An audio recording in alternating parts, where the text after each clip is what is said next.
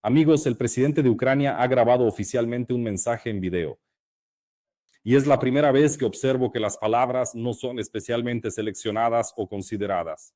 Volodymyr Zelensky, en un video de 10 minutos, hace un llamamiento urgente a todos los ucranianos y, por supuesto, a nuestros políticos, para que pongan fin al conflicto. Sí, lo reitero, detengan el conflicto que de manera innegable está teniendo lugar ahora mismo. Y este conflicto está directamente relacionado con el Mindichgate. Y este conflicto también se conecta evidentemente con lo que ocurre actualmente en el frente y está relacionado además con estos puntos del plan de paz, los cuales surgieron inicialmente en publicaciones impresas y posteriormente se divulgaron extensamente mediante los canales de Telegram. Y al parecer esto no es un chiste, sino una cuestión que se está debatiendo intensamente entre los Estados Unidos y la Federación Rusa, y que se está proponiendo a Ucrania para que la firme a la mayor brevedad posible. Amigos, el día anterior, Volodymyr Zelensky reunió a la facción Servidor del Pueblo, no al partido, sino a la facción, porque allí estaba Vesula, por ejemplo, quien vota con la facción, pero no es miembro del partido Servidor del Pueblo, y creo que tampoco forma parte de la facción, pero la dejan entrar para que esté allí, y ella no lo oculta. Y bueno, evidentemente, una cosa se superpone a otra y recibimos este mensaje dirigido al pueblo ucraniano que está conectado con decisiones difíciles. Aquí hay que citar un punto.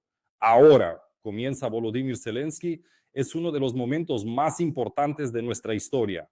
Ahora, Ucrania podría enfrentarse a una elección muy difícil o la pérdida de dignidad, y aquí no hay ninguna aclaración sobre a qué se refiere Volodymyr Zelensky o el riesgo de perder un socio clave. Esto obviamente se refiere a Washington, a los Estados Unidos de América, o los 28 puntos complicados. Esto se refiere al plan de paz, o un invierno muy duro. Esto se refiere al estado del sector energético ucraniano, que no es un tema menor y que está así, evidentemente, por lo que están revelando los organismos anticorrupción, ¿no? El invierno más duro y los riesgos futuros. ¿Y cuáles son estos riesgos adicionales? Tampoco hay aclaraciones. Una vida sin libertad, dignidad y la justicia. Y creerle a quien nos ha agredido 2 veces. Esperan nuestra respuesta. ¿Y ahora qué? Yo no entiendo. Esto es. Como resultado del encuentro de ayer con los miembros de Servidor del Pueblo, hoy se difunde esta comunicación de crisis, redactada por alguien con el fin de instarnos a olvidar los problemas de Mindichgate y a centrarnos en que se nos está instando a capitular. Si ese es el caso, es una táctica bastante desagradable de los publicistas de la oficina del presidente, porque considero que estas dos trayectorias, para empezar, se han solapado una con la otra. Creo que esta historia es casual. De verdad, creo sinceramente que es una casualidad, que no es un complot ni una conspiración contra Zelensky, Yermak o alguien más, ¿verdad? Ni contra Yulia Sviridenko. Pienso que es una coincidencia y creo que la vía de la lucha contra la corrupción y la vía de las negociaciones de paz son dos historias que simplemente coexisten simultáneamente. Están intrínsecamente ligadas, aunque coexisten. No debemos fingir que una debe ser olvidada para priorizar la otra o viceversa, y la unidad solo es esencial cuando a alguien le parece que hay que hacerlo. El país está unido, me parece, así que el mensaje de este discurso, la verdad, no está del todo claro. Permítanme enfatizar de nuevo, si el propósito es desviar la atención del Mindichgate, entonces esta es una historia bastante desagradable. Durante la primera parte del día, pueden revisar los titulares, a qué se dedicaron, porque Volodymyr Zelensky comunicó explícitamente a la facción que no se producirá la dimisión de su jefe de oficina, Andriy Borisovich Yermak. Y me parece que la respuesta fue bastante esperada y lógica. A continuación, analicemos las palabras del presidente de Ucrania, Volodymyr Zelensky, según algunos diputados presentes, que es prerrogativa del jefe de Estado nombrar a los directores de su propia oficina. Estoy absolutamente de acuerdo con esto. Es una respuesta legalmente clara y precisa que, en principio, debería poner fin a la discusión sobre quién y de qué manera podría destituir a Yermak en caso de que alguien lo considere necesario. Sin embargo, toda esta historia con Andriy Borisovich, una campaña que, por cierto, está siendo impulsada incluso por la propia Vesula, quien asiste a estas reuniones aunque no sea miembro de la facción, pues, a mi parecer, carece de muchas perspectivas de éxito. Y Vesula, según filtraciones de la reunión de ayer, expresó esa noche al presidente sus inquietudes sobre Yermak, preguntándole cuándo lo destituiría y qué harían a continuación. Mindich, esa palabra solo se mencionó una vez en la reunión, lo dije yo. El frente, el avance sureño de Sirsky y Sidorenko. El veto a la ley de inasistencia de funcionarios en la Rada. ¿Qué ocurre y qué resultado dejó la reunión? No publico los detalles. La reunión fue a puerta cerrada. Cumplo con lo acordado. La impresión es mala. Es claro que Zelensky vive en una burbuja informativa. Mi bando es el pueblo. Ya veremos si el presidente está con ellos. A la par, hay una enorme presión externa sobre Ucrania y Zelensky para capitular. Es decir, sí, es cierto, una cosa se superpone a otra y hoy todo se ve reflejado en este discurso de Volodymyr Zelensky. Véanlo y brinden su propia evaluación. Esto es sumamente importante hoy en día. ¿Qué comenta Zelensky sobre la propia facción? Él no estuvo presente, pero evidentemente posee información privilegiada. Sobre el riesgo de que la coalición se desintegre, el mensaje del presidente fue: si se rompe, hay que ir a elecciones y ustedes, los servidores, no son populares. Así que es mejor unirse, llegar a un acuerdo entre ustedes. De hecho, Volodymyr Zelensky repite hoy esta tesis en su discurso al pueblo ucraniano sobre las decisiones difíciles que hay que tomar y la presión que vendrá la próxima semana. Pero bueno, y a unirse porque son impopulares. Si no son populares, ¿cómo se han ganado esta impopularidad, amigos míos?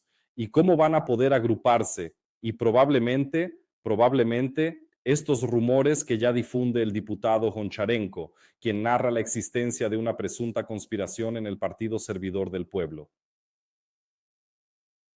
que sigue desarrollándose.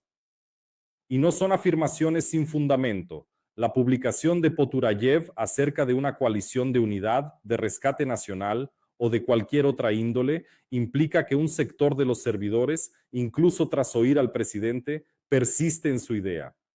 Y entre ellos podrían estar Poturayev, Arakamia y también Getmantsev. No se niegan a la idea de que, una vez hayan logrado una influencia política y un peso considerables, abandonen la facción servidor del pueblo para formar una coalición con las fuerzas de la oposición en el Parlamento. Así que la rebelión sigue en curso, solo que ha transitado a una fase de silencio. La mayoría espera que la próxima semana Zelensky tome decisiones de personal y limpie el equipo. Si esta situación no se materializa, entonces lanzarán un contraataque. En la oficina del presidente decidieron actuar con el método clásico. Para la votación del presupuesto, por cierto, quieren conseguir votos con argumentos como que el país tiene que pagar salarios y seguir funcionando. Además, revisarán algunos gastos del presupuesto y los aumentarán para los grupos de interés. Y luego planean entrar tranquilamente en el año nuevo, esperando que todo se resolverá por sí solo. Así lo escribe, bueno, es la opinión del propio Ejem Goncharenko. Pero existe también la opinión, claro, de una publicación que francamente no puedo considerar del todo autorizada o de gran reputación. Política del país, una historia totalmente desacreditada. Pero, según afirman, hoy mismo entré y leí al respecto, se comunicaron con una de las fuentes dentro del Partido Servidor del Pueblo, la cual estuvo presente en esa reunión presidencial a puertas cerradas de ayer con la facción Servidor del Pueblo. Yermak estaba presente allí, y esta fuente sostiene, presten atención, que el hecho de que Volodymyr Zelensky haya aplazado o desestimado por el momento las sugerencias o recomendaciones de destituir a Andriy Borisovich y reemplazarlo por otra persona no implica de ninguna manera un triunfo para Andriy Borisovich. Bueno, es solo una opinión interesante. Miren, de los recursos que le quedan, es decir, a Yermak solo está el presidente. La primera ministra Sviridenko coopera con el Parlamento. Ella vio la dirección del viento primero y busca mantenerse. La primera ministra oye a Yermak y luego llama a Stefanchuk y le pregunta, ¿aprobará la Rada esto? Si el presidente la convoca, ella hará lo que él le diga, pero no la va a llamar todos los días. Es decir, la economía se le quita a la oficina del presidente. Stefanchuk recordó ser la segunda persona en el Estado, así que no debieron intrigar contra él. Le obstaculizaron sus reformas, incluso no permitieron que avanzaran detalles sin importancia, como el proyecto de ley sobre la asignación de tiempo en Ucrania. Yermak, quien lo ha gestionado todo, se opuso a sí mismo durante 4 años de guerra. Y ahora la pregunta es, ¿por qué debemos arruinarnos la vida por esta persona? Afirma la fuente. Según esta fuente, la influencia de Yermak en la policía ha bajado. Según sus datos, Bankova pidió al SBU abrir una causa penal contra Arakamia. Pero Malyuk dejó el asunto en el aire y la Rada no permitirá que cambien a Malyuk. Pues así están las cosas, sencillamente porque existe la posibilidad de que sea la verdad. Ese es el panorama en cuanto a Yulia Sviridenko y la situación que, en efecto, Política Strani describe.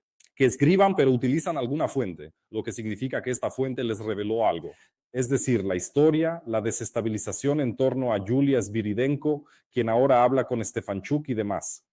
Y Besula sostiene que la renuncia del gabinete, apoyada por Solidaridad Europea y Batkivshchina, debería incorporar también a parte de servidor del pueblo. Sí, es un intento de Yermak, según Besula, para retener su puesto gracias a acuerdos en la Rada Suprema. Primero la renuncia del jefe de la oficina del presidente, etc. Es la misma historia de siempre, empezamos de nuevo, pero ¿cuál es el punto aquí? No he encontrado a ningún portavoz de Batkivshchina, quienes son, en verdad, antagonistas totales de los del Partido Servidor del Pueblo, ¿no es así? Ni entre los de Solidaridad Europea ningún llamado a la renuncia de Yermak. Eso no existe allí. ¿Por qué? Porque a nivel institucional carece de importancia. No tiene absolutamente ninguna importancia política, institucionalmente. ¿Qué importancia institucional tiene? ¿Qué importa en realidad? Lo que es de suma importancia es el establecimiento de una nueva coalición. Si Servidor del Pueblo quiere formar esta coalición, es algo que se puede hacer, ¿no? Una nueva coalición que daría la oportunidad a todas las fuerzas políticas que la formen, incluyendo alguna facción grande o pequeña, no sé, de los servidores, con los Poturayev, Arakamia y demás, de introducir a sus allegados en el gabinete de ministros, en ese gobierno de unidad, resiliencia y anticrisis, o el nombre que le quieran dar, ¿verdad? Es decir, llevar a esa gente allí y, en consecuencia, asumir la responsabilidad política por aquellas decisiones que actualmente se perciben distintas a las que se proponen desde la oficina del presidente, formando así el gobierno de la manera que tradicionalmente se constituye. El procedimiento, por supuesto, es correcto, pero todos entendemos que hoy es una estructura vertical que de hecho está en manos de una sola persona. Eso es lo primordial. ¿Y qué papel juega Andriy Borisovich en toda esta situación? Sinceramente no lo entiendo, tampoco entiendo mucho a Zalizniak. ¿Por qué se obsesionaron con Andriy Borisovich? Uno podría pensar que si él llegara a perder su puesto, un puesto que es completamente administrativo en su naturaleza, en cuanto a su funcionalidad, no por su influencia, digámoslo así. Sin irnos por las ramas, ¿acaso no tendrá acceso directo a Volodymyr Zelensky desde su puesto en la oficina del presidente? ¿De qué hablan? Un gobierno encabezado por una figura política. Por cierto, Petro Poroshenko se ha activado, pero eso es una historia totalmente fantasiosa. Petro Poroshenko no será primer ministro. En el mejor de los casos, quizás logren algún tipo de intercambio, algún acuerdo, algunas promesas y tal vez, solo tal vez, Solidaridad Europea participe en el Ministerio de Asuntos Exteriores. Probablemente sí, muy posiblemente, pero bueno, al final, eso, claro, es ciencia ficción. Bueno, para terminar la idea. Un primer ministro como figura política. Pienso que ese es el propósito del ala de servidor del pueblo que ahora mismo se está sublevando. Y de hecho el objetivo es evidente para las fuerzas políticas de oposición que hoy están en el Parlamento y que en los últimos 6 años no han tenido la oportunidad de representarse, de hacer oír su voz y sus intereses oficialmente a nivel político, gubernamental y del Poder Ejecutivo. Eso es todo. Ahí lo tienen, ahí tienen todo el panorama.